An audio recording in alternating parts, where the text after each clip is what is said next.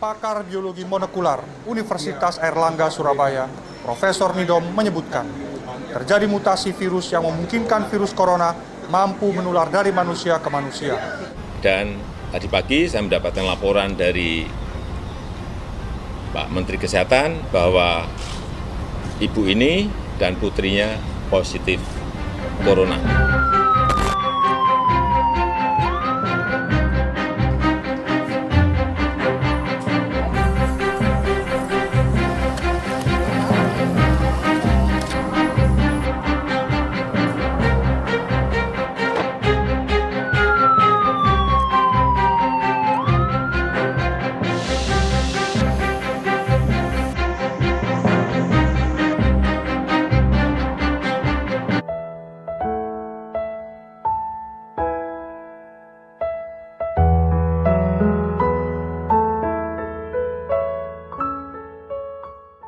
Pusat perbelanjaan identik dengan istilah keramaian. Mengejutkannya, di tengah pandemi seperti ini, ternyata masih terdapat pasar tradisional yang mengalami peningkatan kunjungan, yaitu salah satunya Pasar Tanah Abang. Jika dikutip dari kompas.com, Pasar Tanah Abang terjadi peningkatan kunjungan yang sangat melonjak tinggi, yaitu sekitar 200% dari hari-hari biasanya. Kerumunan yang terjadi di Pasar Tanah Abang menjadi salah satu fenomena yang sangat mengkhawatirkan. Apalagi saat ini telah terjadi wabah virus corona yang sangat merajalela menjadi suatu pandemi yang menakutkan. Seakan-akan corona hilang harga diri dan seolah-olah protokol kesehatan yang digalakan oleh pemerintah mengenai jaga jarak telah tidak ada artinya lagi. Memang pandemi COVID-19 bukan menjadi hal yang baru, tetapi bukan juga hal yang dianggap lucu. Sudah setahun lebih virus ini ada di negara kita, yaitu Indonesia. Negara yang istimewa tapi terkesan jenaka. Tidak hanya itu, pemerintah telah memberi anjuran dan mempertegas kepada masyarakat mengenai larangan mudik Lebaran pada tahun 2021.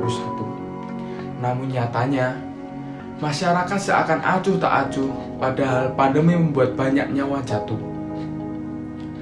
Akankah liburan Lebaran akan membawa pulang ke kampung halaman atau membuatmu terisolasi seperti tahanan?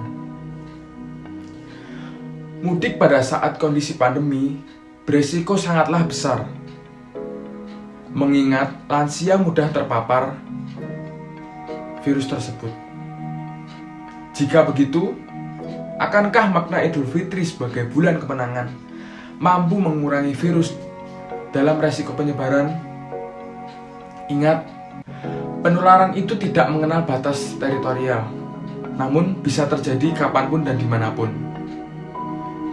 Merayakan tawa bersama kerabat atau malah menangis duka karena menjadi mayat. Di sisi lain, muncullah surat palsu tes rapid antigen yang dilakukan oleh seorang sopir travel gelap.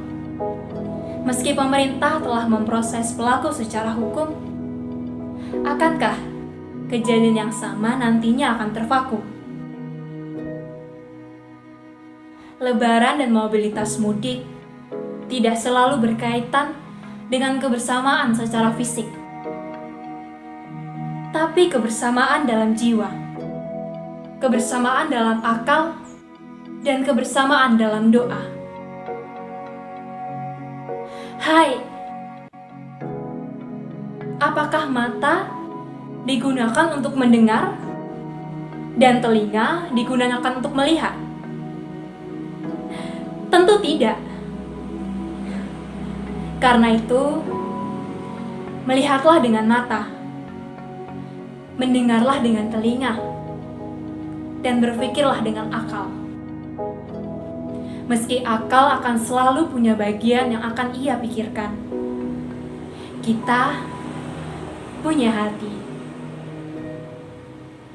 Maka kembalilah memfungsikan alat-alat itu.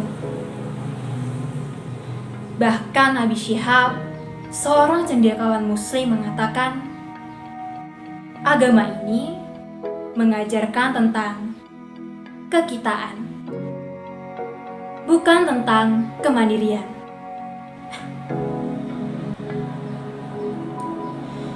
Kita tidak lagi bicara tentang menggunakan masker atau mencuci tangan setiap kali ingin pergi.